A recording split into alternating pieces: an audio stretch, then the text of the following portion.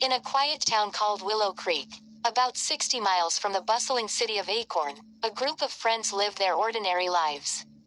They were close-knit and shared a love for adventure. The group included Jake, the leader and adventurer, Lily, the smart and curious one, Ben, the funny guy, and Sarah, the brave heart who wasn't afraid of the dark. One summer evening, while they gathered around a campfire, the topic turned to local legends. Old Man Thompson, the town's storyteller, had often spoken of a place deep in the woods known as Bear Ground. It was said to be a sacred site for ancient Native Americans, a resting place for the dead.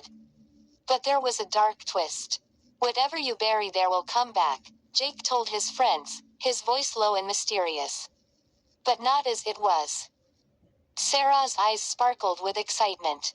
"We should go," she said. "Let's see if the stories are true."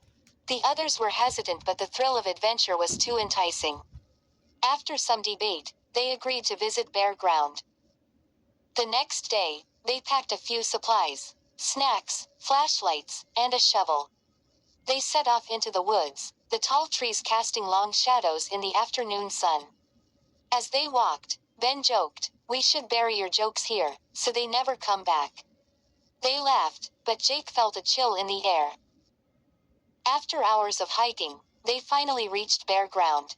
It was a clearing surrounded by ancient trees, their gnarled branches twisted like old fingers reaching for the sky. As they stepped into the clearing, a heavy silence enveloped them. The usual sounds of the forest faded away, replaced by an eerie stillness. "This feels really strange," Lily whispered, looking around nervously. "Are we sure we want to do this?" Jake, trying to keep the mood light, said, "Come on. It's just a story." But even he felt uneasy. They decided to set up their site in the center of the clearing. They dug a small hole, and after some debate, they chose to bury an old watch that belonged to Jake's grandfather. "This way," Jake said, "we can see if the stories are true."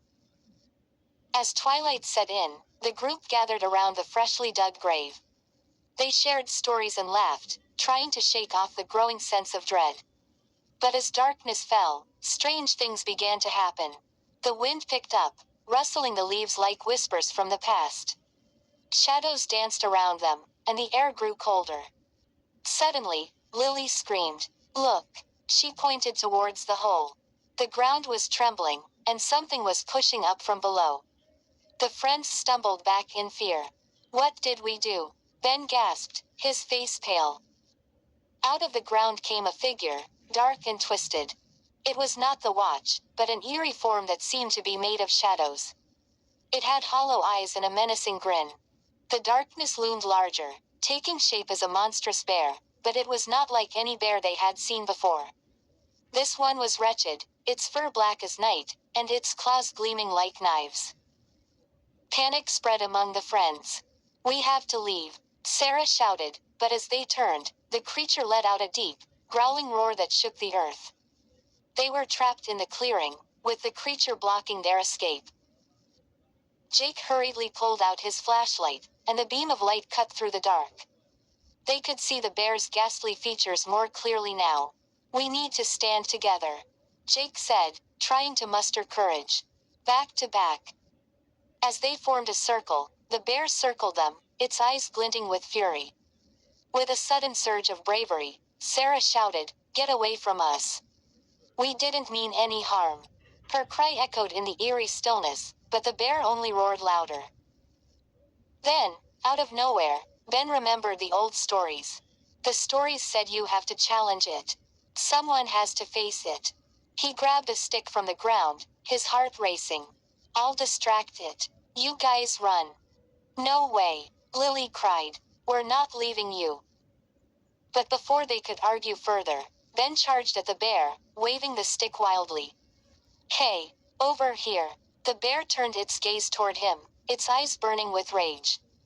It lunged forward, but Ben was quick on his feet, dodging the attack. This gave Jake, Lily, and Sarah the chance to flee. They raced through the woods, branches slapping against their skin, fear driving them forward. Behind them, they could hear the terrifying growls of the bear, echoing through the trees. After what felt like forever, they burst out of the woods and into the glimmering light of the last rays of sunset. They collapsed on the ground, panting heavily, and looked back in fear. "Is he coming?" Sarah gasped, still frightened. "No," Jake said, watching the dark shadows retreat. "Whatever we brought back is gone." In the end, they never spoke of Bear Ground again. The laughter of their friendship faded, replaced by an unspoken agreement to never disturb the dead again. The woods held their secrets, and Willow Creek continued, unaware of the horrors that lay just beyond the city's edge. But the memory of that night lingered, a reminder that some stories should never be tested.